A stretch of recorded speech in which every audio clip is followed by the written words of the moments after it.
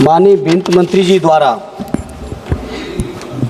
2024-25 के लिए जो लाई हुई अनुपूरक मांगे हैं, उसका मैं अपनी पार्टी की ओर से पुरजोर विरोध करता हूं। विरोध केवल इस बजट के लेने का या स्वीकृति देने का नहीं है। सरकार की एक प्रक्रिया है, बजट आप लेंगे। सवाल इस बात का है सभापति जी कि जिस मुद्दों पर, जिन बातों के साथ, जिन वादों के साथ आज ये सरकार दिल्ली में बैठी है, मैं पूछना चाहता हूं कि हर साल 2 करोड़ रोजगार देने का वादा करके आजाद भारत की सबसे ज्यादा बेरोजगारी दर अगर कभी हुई है तो आज की तारीख में है। लेकिन वित्त मंत्री जी, इस मुद्दे पर कभी आपकी बात नहीं निकलती है। पप्पू भाई चर्चा कर रहे थे काले धन की, मैं उनकी बात का समर्थन करता हूं। स्विस बैंक से 100 दिन के अंदर काला धन लाने का वादा करने वाले लोग 11 साल में भी काला धन नहीं ला पाए। सभापति जी, हमारे किसान भाइयों को स्वामीनाथन जी की सिफारिशों के अनुरूप उनकी फसलों की लागत का 1.5 गुना समर्थन मूल्य देने का कानूनी वादा करने के बावजूद ये केंद्र की सरकार ने आज तक उस कानून को लागू करना तो बहुत दूर की बात, अगर उसको लागू करने की मांग करने के लिए किसान चलते हैं हरियाणा से तो संधू बॉर्डर पे ही रोक दिए जाते हैं, नहीं मानते हैं तो जेलों में डाल दिए जाते हैं, उन पर फायरिंग की जाती है, ढोंग करने के लिए फूल भी बरसाए जाते हैं, उसके ऊपर से फायरिंग कर दी जाती है। अगर कोई राजनीतिक दल यहाँ से सदन में बैठे हुए अगर हमारे माननीय सांसदगण मिलने की कोशिश करते हैं उन किसान भाइयों से जेल में जाकर, तो हमारे किसान भाइयों को भी उस जेल तक में नहीं मिलने दिया जा रहा है। किसानों के ऊपर ऐसा तांडव या तो अंग्रेजों के शासन में कभी हुआ रहा होगा या आज भारतीय जनता पार्टी के शासन में हो रहा है। वित्त मंत्री जी, इस बात का मुझे बड़ा अफसोस है, एमएसपी आपने नहीं जारी की। आपने तकरीबन सारे विभागों के लिए बजट में अनुपूरक मांगे की हैं, लगभग 102 मदों में मांग की है, और मैं 102 मदों में जितनी भी मांगे हैं सब पे तो प्रकाश नहीं डाल पाऊंगा, समय नहीं दे पाएंगे सभापति जी, लेकिन जिन जिन पे भी नजर दौड़ाई आपने कहीं काम नहीं किया। किसानों की बात करो, जी मैं आपको देख रहा हूं जी, प्लीज। मैं अगर बात करूं किसानों की तो डीएपी आप नहीं दे रहे, एमएसपी आप नहीं दे रहे, कर्ज माफी का वादा आपने किया था, आज तक कर्ज माफ नहीं हुआ। अगर कोई बड़े उद्योगपति हैं तो उनके लाखों करोड़ कर्ज माफ होंगे, अगर किसानों के ऊपर कहीं 10-20 हजार रुपए भी छूटता है तो उनके लिए पुलिस से वसूली कराई जाती है आपकी सरकार के माध्यम से।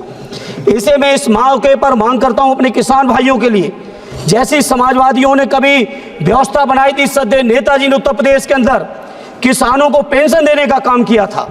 हम चाहते हैं केंद्र सरकार हमारे किसानों को भी पेंशन दे, हमारे मजदूरों को भी पेंशन दे।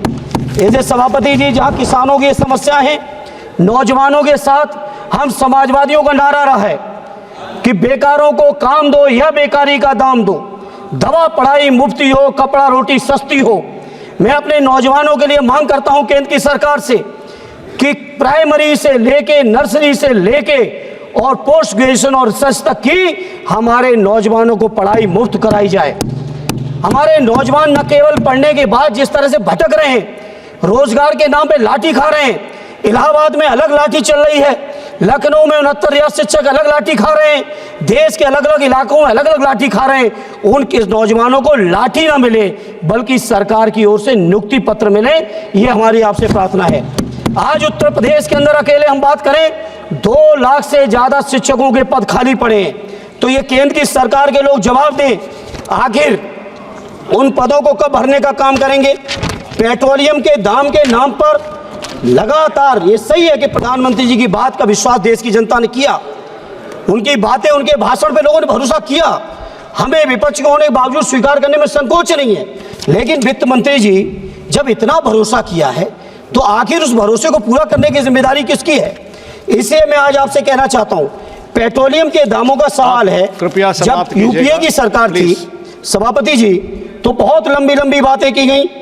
उस समय पेट्रोल का दाम केवल 70 रुपए था 14 में, और आज बढ़ के 100 रुपए हो गया। सभापति जी, अभी तो शुरुआत कर पाए हैं, कृपा करिए। डीजल का दाम केवल 57 रुपए था उस समय, आज 90 रुपए है। सभापति जी, सभापति जी, गैस का दाम भी 400 था, आज 1200 हो गया है। इसी तरह से पेट्रोलियम से लेके तमाम चीजें, प्रधानमंत्री राहत कोष के लिए मैं प्रार्थना करूंगा माननीय वित्त मंत्री जी। हेलो, हम लोग सांसद लोग चिट्ठी लिखते हैं, सभापति जी आप भी झेलते होंगे, 30-40 लाख लोगों की आबादी है और केवल 35 लोगों के लिए कंसीडरेशन होता है। हालांकि बजट से नहीं जाता है, आप बजट से देना चाहो दो प्रधानमंत्री राहत कोष में, लेकिन मेरा अनुरोध यह है सभी सांसदों की ओर से कि 35 की सीमा बढ़ा के इसको अनलिमिटेड कर दो गरीबों के इलाज के लिए। ये कोई मेरी अकेले व्यक्तिगत समस्या नहीं है। मनरेगा के मजदूरों को रोजगार दो, अग्निवीर की स्कीम को लागू करो वापस। इसी तरह से रोजगार सेवक, आंगनबाड़ी, आशा बहुएं, पंचायत सहायक, शिक्षा मित्र, अनुदेशक, रसोईया से लेकर जितने संविदा कर्मी हैं, उन संविदा कर्मियों का मानदेय बढ़ाओ, उनको स्थायी करो। और एक आजमगढ़ की जो मेरा अपना संसदीय क्षेत्र है, लगातार मैं वित्त मंत्री जी कह रहा हूं सदन के माध्यम से, जब तक मांग पूरी नहीं होगी मैं लगातार इस मांग को दोहरा। विशाल पाटिल जी इसके प्रायोजक हैं एडवांस कंप्यूटर, निकट इंडियन बैंक, बूढ़नपुर, आजमगढ़। यदि आप अपने बच्चे को कंप्यूटर की उत्तम शिक्षा देना चाहते हैं तो तुरंत संपर्क करें।